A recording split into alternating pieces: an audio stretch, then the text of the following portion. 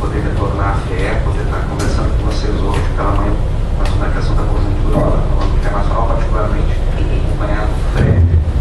Tenho uma grande admiração pelo trabalho dele, enquanto pesquisador, a discussão de crescimento, competição externa, a questão da dimensão regional da moeda, entre outras linhas de trabalho, mas também uma admiração especial pelo trabalho do CDCLAR. Vamos dizer que é o nosso benchmark. Tem uma referência para como trabalhar academicamente de forma competente, institucionalmente, politicamente, não só trabalho interno, institucional, mas essa construção de fortalecer uma perspectiva heterodoxa para a academia brasileira na área de economia. Isso não é uma tarefa simples. Eu acho que os companheiros do CDCLAR têm sido referência. A apresentação do Fred me poupou um enorme trabalho. Nós não combinamos, mas eu confesso que não tem nenhum gráfico e nada para explicar a crise. Eu imaginei que se eu fosse começar a fazer isso, eu ia me perder por um longo tempo. E acho que o Fred fez isso de forma extremamente didática e me facilita. Então o que eu vou fazer é começar com a discussão mais geral, que é o que se propõe aqui essa sessão da manhã. A parte da tarde para discutir Brasil, mas eu vou ser um pouco rebelde. Eu vou falar um pouquinho do Brasil, assim como o Fred disse que é impossível falar da conjuntura macroeconômica atual sem tentar, no mínimo, entender como é que a crise recente surge e os seus desdobramentos. Eu também não consigo pensar a conjuntura macroeconômica sem pensar Brasil. Eu tenho certeza que a parte final do Fred ele ia tocar um pouco nesses assuntos. E ao longo, na medida em que ele ia apresentando, eu ia apresentando, e o Moreira chegou, nosso presidente da Associação Keynesiana. Eu acabo lembrando uma ideia que é a base, um dos elementos centrais do pensamento do Minsky, que inclusive é resgatado no período recente por financistas e por parte de alguns acadêmicos mais vinculados ao mainstream da economia, mas um pouco essa noção de como o processo de estabilização é desestabilizador por si só. Então, um elemento da discussão recente da conjuntura macroeconômica, talvez eu não tenha respostas que eu vou elaborar aqui agora, mas talvez um pouco pensar como as respostas à crise, o momento mais grave ali em 2008, 2009, como isso engendra uma trajetória que, por um lado, ela evitou a volta de uma grande depressão lá de 29, e nós estamos vivendo o que se convencionou chamar de uma grande recessão. Mas, em boa medida, as respostas de política monetária e fiscal, elas também criam uma trajetória de instabilidade, de rupturas em potencial que nós podemos ter aqui pela frente. Eu acho que o próprio movimento recente de instabilidade cambial de maio para cá reflete um pouco isso. Então, eu queria trabalhar um pouco essa dimensão. E ao pensar no Brasil, eu vou também tocar num tema que eu sei que é muito caro para o Fred, que é pensar a inserção externa brasileira e alguns elementos de regressividade.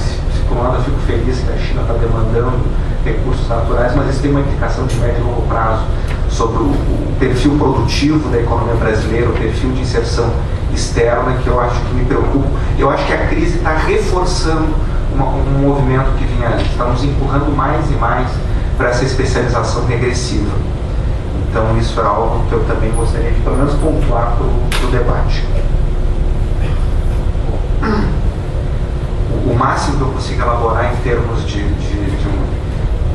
dizer até como é que nós chegamos até aqui é lembrar que uma crise que estava localizada num segmento do mercado financeiro americano, o mercado hipotecário, que é a chamada crise subprime, ela vai se transformar numa crise financeira de caráter global, que vai contaminar virtualmente todos os segmentos reais e financeiros, quer seja pelos canais de comércio, quer seja pelos canais financeiros, e ela se transforma nessa grande recessão. E o cenário que nós temos desde então, me parece que isso, se não é um consenso, mas é uma visão bastante ampla, é de que nós temos uma recuperação que é lenta, que ela é simétrica e que ela é instável. Ela é lenta, particularmente nas economias maduras, que acumularam no setor privado e depois isso passa para o balanço do setor público, problemas de desequilíbrio de estoques muito profundos, então um convívio muito longo com essa dinâmica de crédito farto e de taxas de juros muito baixas, que no fundo também vão dar conta de explicar o padrão de crescimento pelo lado da demanda dos anos 70, 80 para cá, nas economias maduras, quando se rompe, né, aquele caráter virtuoso do pós-guerra de um crescimento que eu tinha investimentos, ganhos de produtividade, ganhos reais de salário. Então isso ali no contexto de welfare state, particularmente na Europa, né, mas isso permitia de formalização de mercado de trabalho, de movimentos sindicais um pouco mais fortes. Então dos anos 70, dos anos 80 para cá, eu vou rompendo isso, né, a globalização ela vai retirar parte da estrutura produtiva das economias centrais para as economias periféricas, ela vai diminuir o poder dos sindicatos para barganhas salariais, ela vai permitir que essas economias sigam crescendo, as empresas sigam ganhando dinheiro, não porque os salários estão crescendo e a produtividade está crescendo, tem uma dinâmica produtiva virtuosa, mas porque tem dinheiro barato. Isso permite as famílias se endividarem, aquilo que o Fred estava comentando. E esses movimentos, em vários momentos, nós tivemos nos anos 80, nos anos 90 e mais recentemente no começo dos anos 2000, a possibilidade de rupturas. Né? Eu gosto sempre de começar a pensar a crise financeira global dizendo da crise que não aconteceu. Qual foi a crise que não aconteceu? Se eu estou na virada do milênio, né, olhando para os Estados Unidos, nós vamos ter um processo de desinflação de preços de ativos financeiros que não vai gerar uma grande ruptura.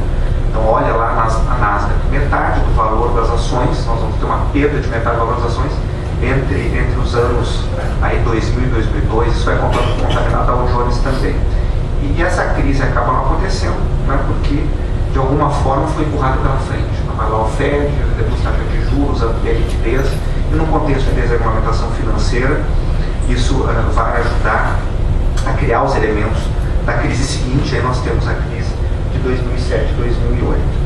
Então, me parece que um elemento importante para nós pensarmos perspectivas e o que está acontecendo na economia mundial hoje é lembrarmos que sim, os bancos centrais vieram no socorro dos sistemas financeiros, evitaram o pior e jogaram para dentro dos seus balanços esses desequilíbrios e para dentro dos governos e mantiveram, né, muito descendente de grande liquidez. E esse dinheiro vai ir para os países periféricos ao longo desses anos. Cerca de 4 trilhões vão estar migrando das economias maduras, principalmente dos Estados Unidos, para as economias periféricas.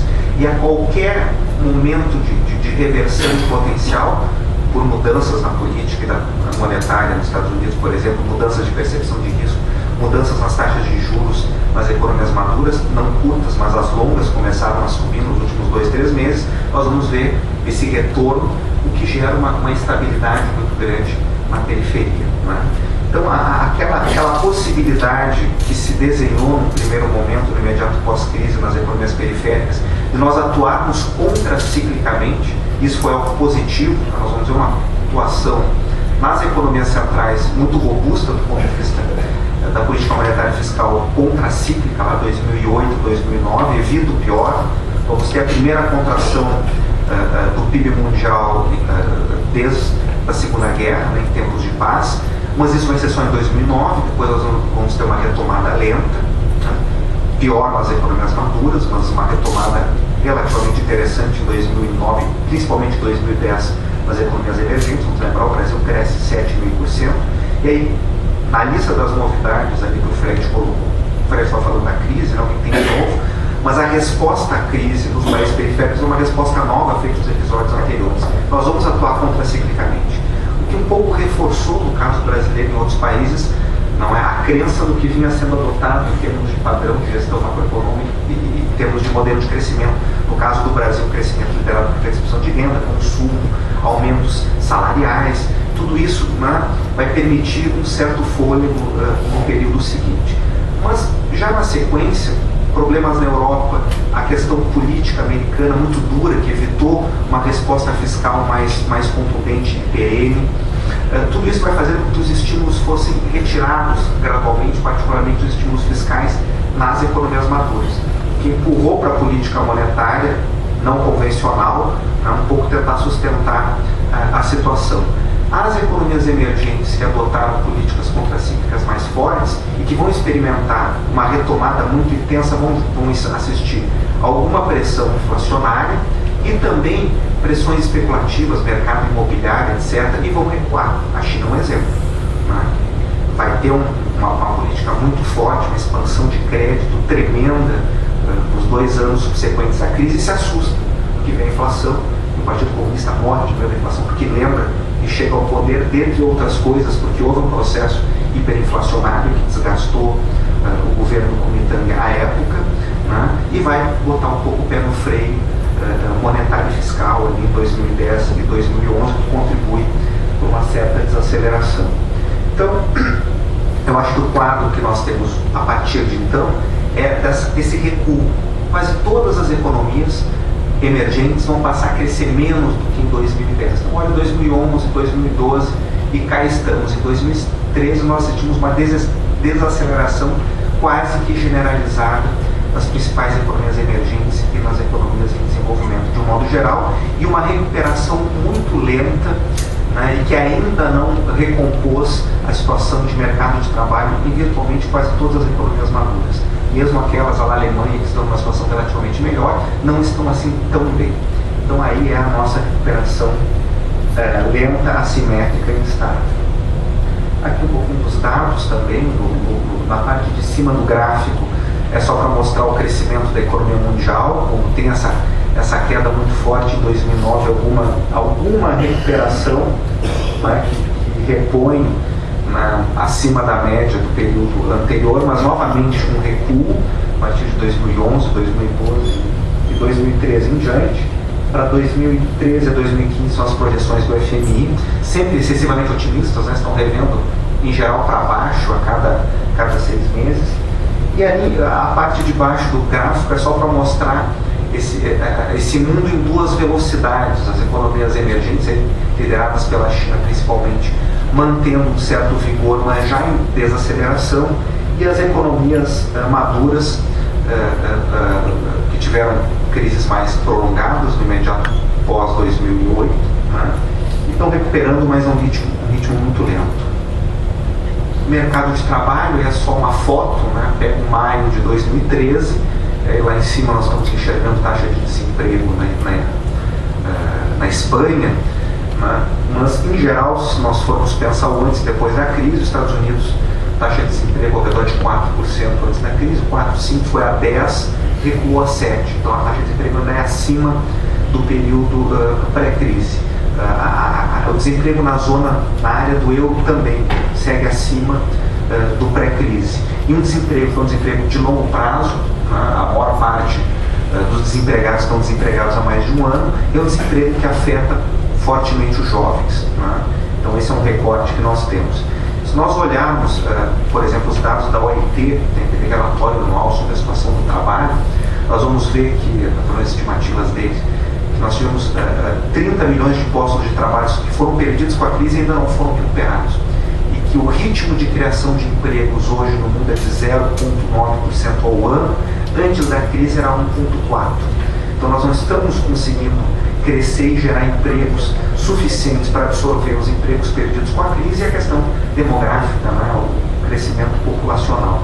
Então a situação sobre o mercado de trabalho, sobre salários nas economias maduras é uma situação muito dura, e como o saneamento dos bancos financeiros de alguma forma traz para dentro das contas públicas aquilo que nós assistimos no Brasil, né, uma crise externa, isso de fato cria dificuldades, né, políticas inclusive, para a adoção de políticas fiscais mais contundentes. Os ajustes têm sido muito mais no sentido de contração de gastos e também a perspectiva, né, de aumento de impostos nas economias maduras.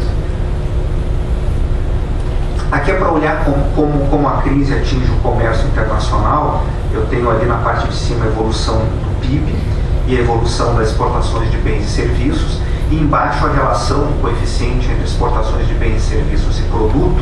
Então nós vemos aí que a característica do mundo na globalização dos anos 80 para cá, essa crescente integração econômica, que vai permitir estratégias de crescimento liderada por exportações, né? Então, crescer via exportações nos anos 80, 90, que a China faz, digamos que era muito mais fácil fazer isso naquele momento do que hoje, em que a ponta consumidora do mundo, né, que são as economias maduras, que ainda tem maior peso sobre o consumo mundial, esse consumo liderado pelo endividamento, a situação está muito mais difícil. As famílias americanas não vão expandir consumo como vinham expandido antes com crédito barato, tem estoque de dívidas a honrar. A mesma coisa vale para a Europa. Então essa ideia de crescimento liderado por exportações, exportando para a Europa e Estados Unidos, nos anos que nós vamos ter daqui para frente, isso é algo que realmente exige uma competência e um talento que torna o jogo mais difícil, né?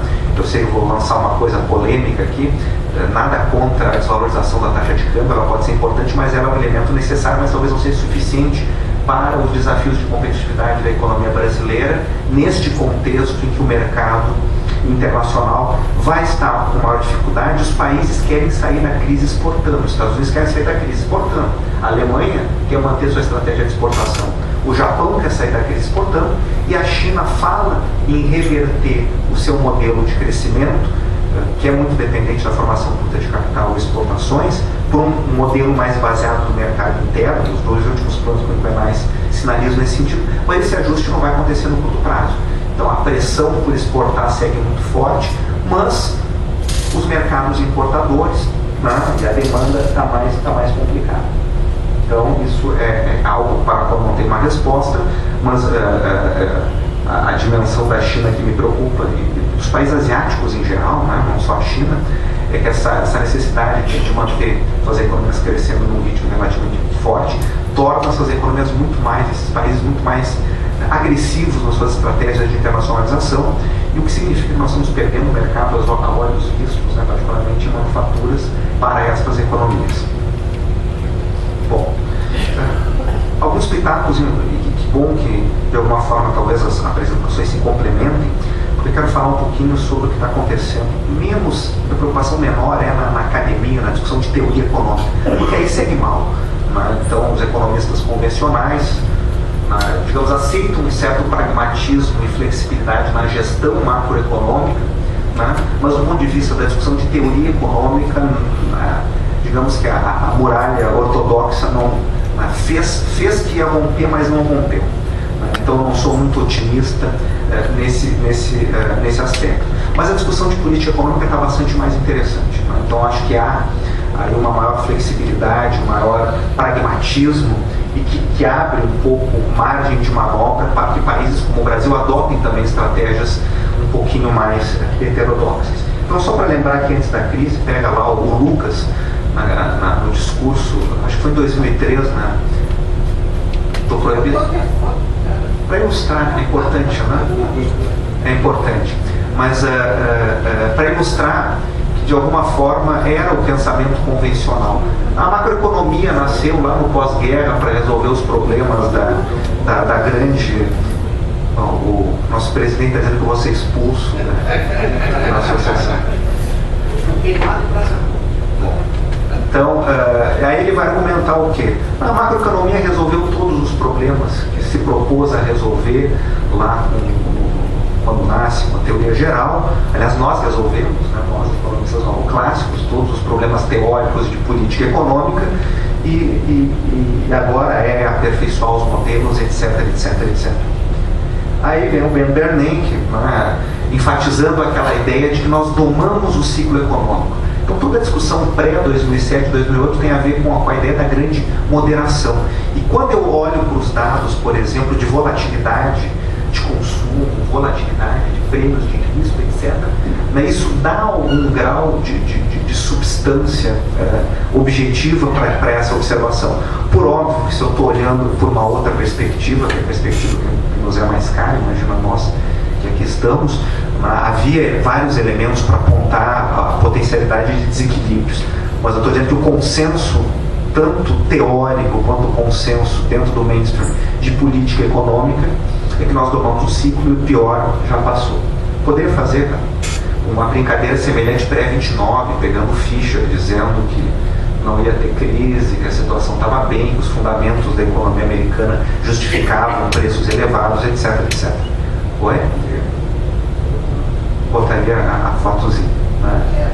Aí o Blanchard, olha, agosto de 2007 já tínhamos claramente problemas com os fundos de investimento e sinais claros de que o mercado hipotecário apresentava dificuldades, e o Blanchard dizendo que, bom, as coisas em geral, o panorama macroeconômico, ele está falando isso em meados de 2008, eu acho que depois até do socorro ao Bear Stearns, está muito bem, obrigado, então não há maiores problemas. Aqui é só para mostrar essa questão da volatilidade, mas no período recente, se eu olho boa parte das variáveis macroeconômicas, período recente que eu digo pré-crise, comparando com outros momentos, de fato, havia elementos que davam sustentação a essa ideia de uma grande moderação. Domamos o ciclo econômico, não há pressões inflacionárias, o preço dos ativos financeiros está subindo, mas a volatilidade é baixa, não há volatilidade no consumo, no investimento, etc, etc, etc. Bom, depois da crise, para onde é que está indo o debate, pelo menos o debate convencional, né, de política econômica, né? Isso que eu estou falando. Aí, estou pegando alguns exemplos. Pega um trabalho, dois trabalhos recentes do FMI. O Blanchard é o economista-chefe na área de pesquisa do Fundo Monetário Internacional. Eles fizeram lá um seminário em 2010, saiu um livrinho, né, sobre como pensar política fiscal, monetária, regulação macroeconômica, a volta à ideia de controle de capitais, a ideia da regulação macroprudencial. Né? Então tudo isso volta para a agenda. O Blanchard, num certo momento, vai dizer o seguinte: olha, se é para ter metas de inflação, que a meta pelo menos seja de 4%, para dar alguma margem de manobra para fazer política monetária quando vem a crise, porque se a meta de inflação é muito baixa, as taxas de juros nominais são muito baixas, e aí quando eu tenho que atuar contraciclicamente, eu vou a taxa zero. Né? E aí fica mais difícil fazer política monetária, eu vou lá para o quantitativismo, eles estão fazendo, etc, etc. Então isso é interessante do ponto de vista do debate de política macroeconômica, ainda que ele seja informado, esse debate, pelos modelos de equilíbrio geral computáveis, né, estocásticos dinâmicos, segue a mesma ladainha, a questão teórica não mudou. Mas o gestor de política econômica, ele tem que ser mais pragmático. E aí esse tipo de debate sinaliza nesse sentido. Não é uma longa citação, não vou passar, mas um pouco mostrando, né, que a gestão, nós temos que voltar a pensar políticas fiscais. Talvez os multiplicadores fiscais sejam importantes, talvez o gasto público, particularmente o investimento na redução de impostos, isso possa estimular a economia, o emprego. Temos que voltarmos a olhar isso. Não podemos ficar fixados com a questão de metas de inflação e a inflação como meta única. Então, quem sabe a gente pensa em PIB nominal como meta, pode dar um pouco mais de margem de manobra, né, etc, etc. Regulação macroprudencial, que era um palavrão, inclusive controle de capitais, volta. Então a discussão hoje é como é que faz o controle de capitais, de que forma faz, em que circunstâncias, custos, benefícios disso. Acho que é um ambiente mais interessante nesse sentido. Stanley Fischer, né? Credenciais convencionais, as mais robustas possíveis, e até recentemente presidente do Banco Central de Israel, chairman do Banco Central de Israel. Ele organiza um seminário lá em 2011 que saiu um livrinho, eu acabei não trazendo o livrinho aqui, mas os textos estão na internet. O livro foi editado agora em 2013 e ele tem um decálogo de lições, né? Bom, primeiro, é possível fazer política monetária mesmo quando as taxas de juros estão próximas a zero, e tem que fazer. Por que isso? Porque nós aprendemos as lições de 29, nós temos que tentar reativar os canais de crédito. Então, o que os bancos centrais ao redor do mundo estão tentando fazer não é baixar ainda mais as taxas de juros nominais, porque não tem como baixar as taxas de juros nominais de curto prazo, mas reativar os canais de crédito. Fizeram isso, só que esse crédito foi para fora das economias maduras, e é o que está gerando, então, pressões especulativas, um cenário mais instável nas economias emergentes. Bom, tem que ter um sistema financeiro robusto, e aí tem Basileia 3, etc, etc. Regulação macroprudencial, essa é a grande novidade, isso é uma coisa absolutamente heterodoxa, falar sobre isso, no início de 2007, deixa de ser, depois ele pode detalhar. Uma outra ideia que não pertencia ao que era aceitável no debate de política monetária, é que os bancos centrais têm que estar de olho no preço dos ativos financeiros. Aparentemente isso volta ao centro. Se vocês forem olhar o que o Bank for International Settlements está discutindo, eu gosto muito do Claudio Bori, né, que é o economista-chefe, discutindo a importância dos ciclos financeiros. Eles estão dizendo isso, não dá para fazer gestão econômica, pensar teoria econômica e política econômica em geral, sem entender a dinâmica dos ciclos financeiros. Bom, eles vão pensar isso numa outra perspectiva, mas joga para a mesa um tema que eu acho que é bastante caro à tradição, particularmente keynesiana. Reforça o papel dos bancos centrais, né, como prestamista em última instância, mas mostra a dificuldade que existe como é que fica a questão das instituições financeiras que são sistemicamente sensíveis, né, pelas suas conexões. Deixa quebrar, não deixa quebrar, e a experiência do Lehman Brothers talvez vá na linha de que o melhor é evitar quebrar, né, deixar quebrar. Um tema que também nos é caro, né, não dá para ignorar a taxa de câmbio. Nem as economias maduras podem ignorar a taxa de câmbio. E as economias emergentes em gerais não podem ignorar a taxa de câmbio. Então, nós, pensando em termos de economias abertas, né, os dilemas de países emergentes, isso nos remete ao fato que se a taxa de câmbio é um preço importante, necessariamente nós vamos ter que ter algum grau de ativismo na gestão dos fluxos financeiros externos. Não tem como controlar taxa de câmbio sem, de alguma forma, fazer gestão macroprudencial sobre controles, sobre os fluxos financeiros. Isso remete à questão de controle de capitais, e hoje existe margem de manobra para pensar nisso. Bom, ele segue flexibilidade nas metas de inflação, né? Ele lembra uma historinha que quando dá a crise lá acho que é a crise do México, acho que é isso, o Candecis vai chamar a equipe do FMI e vai dizer para o pessoal o seguinte: nós estamos diante de uma crise, não entre em pânico, vamos tentar resolver esse negócio. Ou foi na crise asiática, ou foi na crise mexicana. E essa é a lição básica que ele passa para os banqueiros centrais: não entrem em pânico, porque é da vida, as crises vão continuar acontecendo. E banqueiro central tem que ser pragmático, nunca pode dizer nunca, né? Então, acho interessante, recomendo. Bom, dado que eu tenho 5 minutos, eu não vou ter tempo de elaborar aí a ideia do Brasil, mas lembrando que, em grande medida, na recuperação recente que nós tivemos, ela não repõe as perdas do passado. Então, a participação do Brasil na economia mundial segue decadente, paramos de piorar, né? Então, os desafios para a recuperação, eles são muito grandes, mesmo em termos de exportação. Aí o minério de ferro e a soja não recuperaram o market share que nós tínhamos no começo dos anos 80 em termos de exportações de mercadorias. Se nós olharmos México, se nós olharmos... Bom, o México é um caso interessante, porque o México cresce a mesma coisa que o Brasil, né? Com um câmbio um pouquinho mais favorável e com exportações de manufaturas, uma participação das exportações mundiais de manufaturas um pouquinho melhor. Então, não necessariamente o câmbio um pouco melhor e exportando manufaturas por si só resolve se não tiver uma estratégia industrial, produtiva, competitiva que permita, né, gerar os spillovers positivos dentro da estrutura produtiva e industrial. Então, o México é um contra-exemplo interessante. Cresce a mesma coisa que a gente, com uma estratégia exportadora e mais liberal, com NAFTA, etc, etc, etc. Bom, nossa participação em quase todas as variáveis PIB, valor adicionado industrial e exportações em termos nominais, ela é decadente. Então, o período recente parou de piorar, né? Essas coisas, depende de quando é que a gente pega o gráfico. Se a gente pega o gráfico de 2002 para cá, tudo melhora. Se a gente bota o gráfico mais para trás, essa melhora é positiva, mas ela tem que ser relativizada.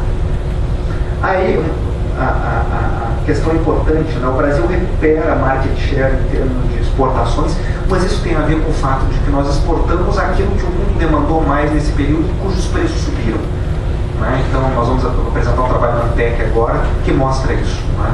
Que os ganhos de competitividade das exportações brasileiras têm a ver com o fato de que nós exportamos mais. Bom, todos nós sabemos recursos naturais, mas nós só demonstramos isso com uma técnicazinha um pouquinho mais interessante, mas é isso. Bom, e exportações de manufaturas, que é o azulzinho, segue o declínio. O que nos remete, de novo, às questões, alguma evidenciação das nossas dificuldades estruturais de competitividade. O Brasil tem superávites em recursos naturais e déficits crescentes nas exportações. E esses déficits crescentes, manufaturas, perdão, tem um pouco a ver com o fato de que, na medida que, tentando ser muito breve, aquela velha problema do nosso... Oi? Tá. Não, mas eu vou tentar...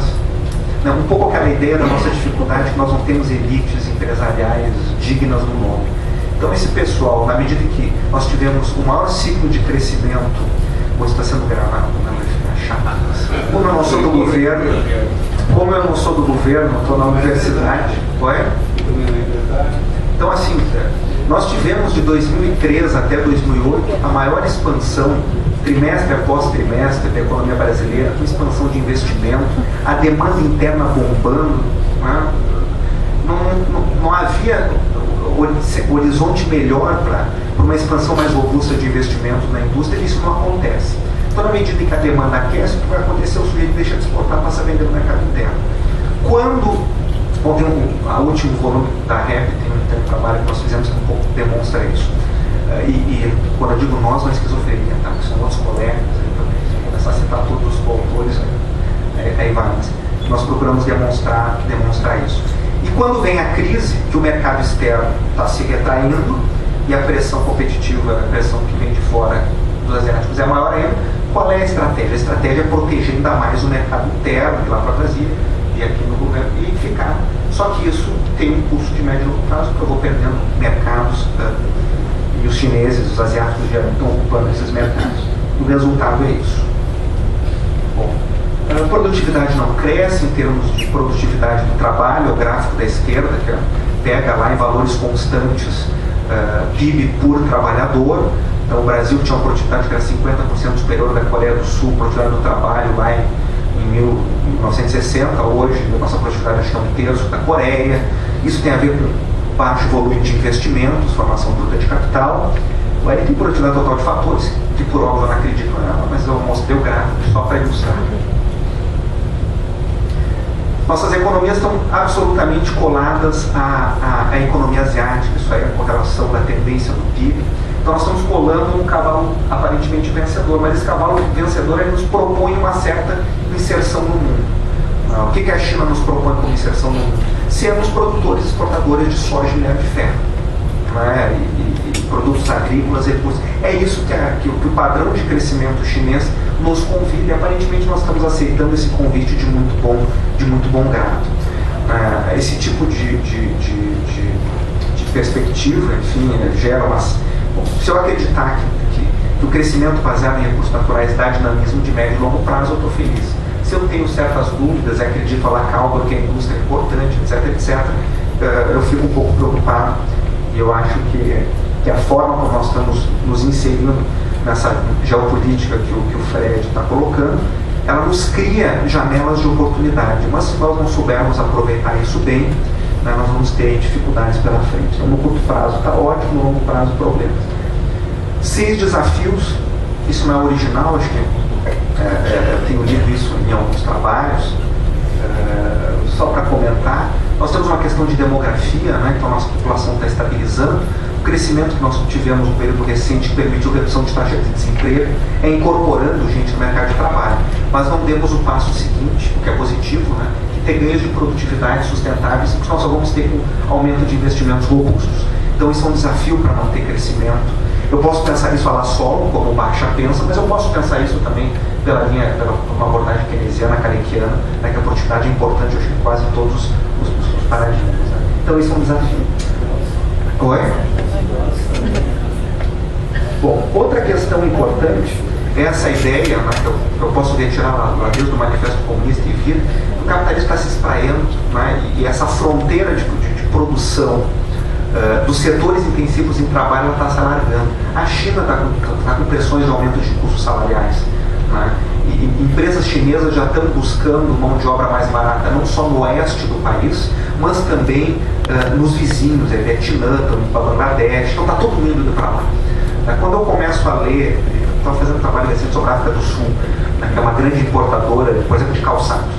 Eles estão procurando agora importar calçados da Índia, porque os calçados que vêm da Ásia já estão muito caros. E a Etiópia está exportando calçados. E a gente olha, de novo, que essa geopolítica está colocando a África como, primeiro, uma região de crescimento, de muito dinamismo, crescimento populacional muito forte, uma classe média que cresce, também um reservatório de mão de obra barata, que vem sendo já buscado com grande intensidade, particularmente por empresas chinesas. Então, esse jogo de posicionamento ele torna-se mais difícil, até porque a China vem avançando para etapas mais altas das cadeias de valor, né? Então a China é sim uma grande produtora e exportadora de produtos intensivos em trabalho com menor conteúdo tecnológico, mas ela vem avançando e constituindo seus campeões nacionais e se internacionalizando, assim como a Índia tentou fazer isso e outros tentam fazer isso.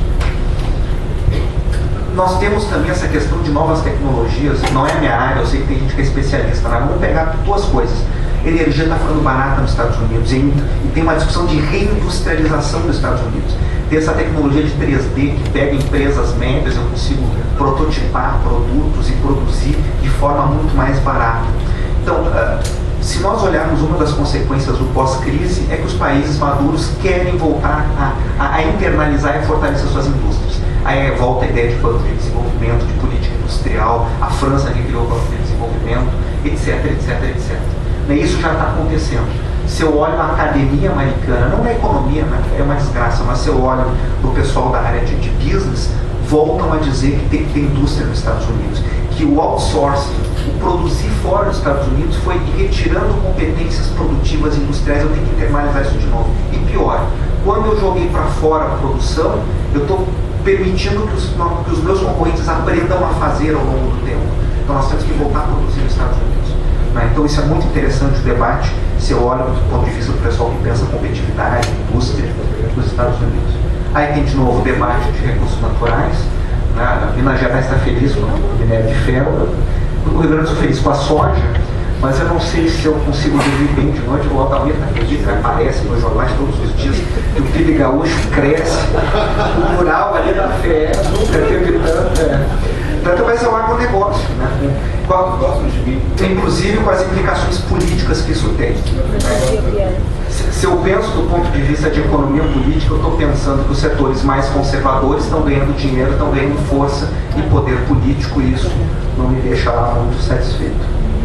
Bom, o Brasil tem problemas para além do câmbio.